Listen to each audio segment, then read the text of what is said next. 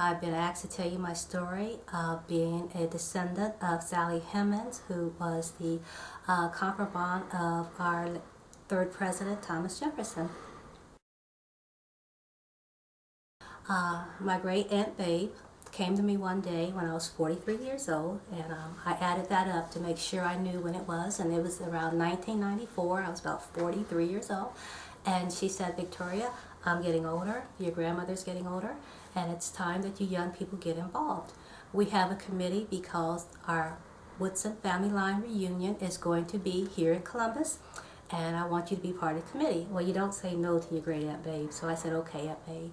So for about a year, we met here in Columbus, and in 1994, we had a huge reunion.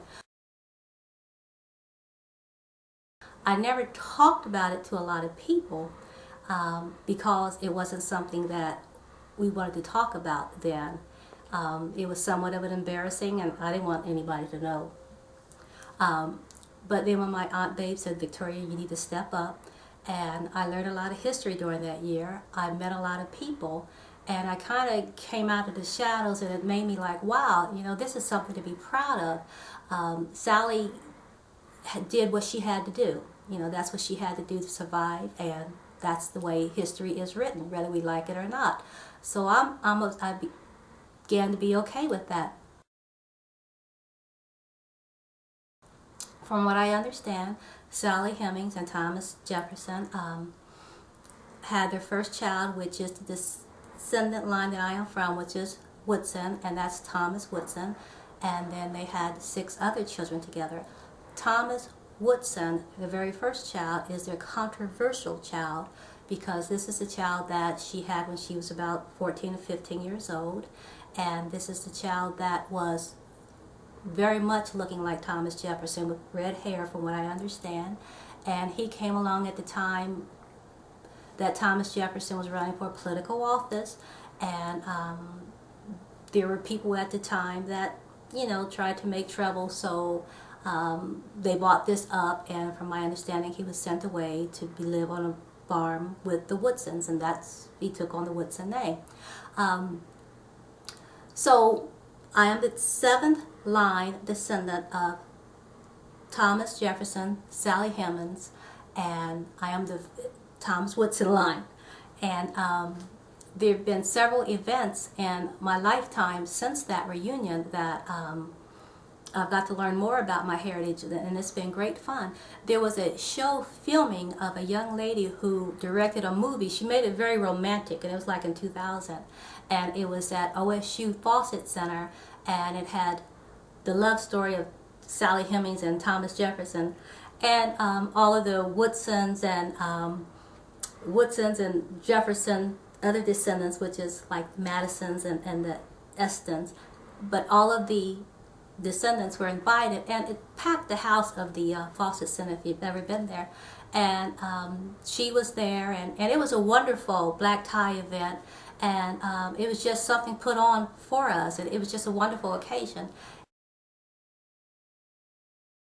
And 2007, the descendants of Thomas Jefferson invited the Woodsons and the Madison line, the children from Thomas Jefferson and Sally Hemings, to Monticello and for a weekend event. Something, I think it was called Community Gathering.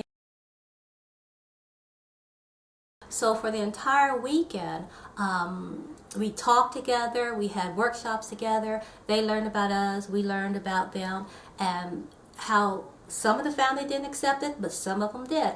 And they wanted us to know that we are part of the family, because by that time the DNA was coming out that was saying some of the children were possibly, very possibly, those of Thomas Jefferson. So we had a wonderful weekend. They gave us a private tour of the mansion Monticello, and it was very nice. And we took plenty of beautiful pictures, and one of the best things about that was that late in the evening, and here's this huge beautiful lawn, and here are my grandchildren, all 5 of them, plus some other nieces and nephews, all out, and other kids, all outside playing on the lawn. And I thought to myself, wow, we have come a mighty long way. And 200 years ago, you would never have seen this. Black children would not have been allowed to be on the lawn of Thomas Jefferson doing flip-flops and throwing frisbees. You know, you wouldn't have thought of it.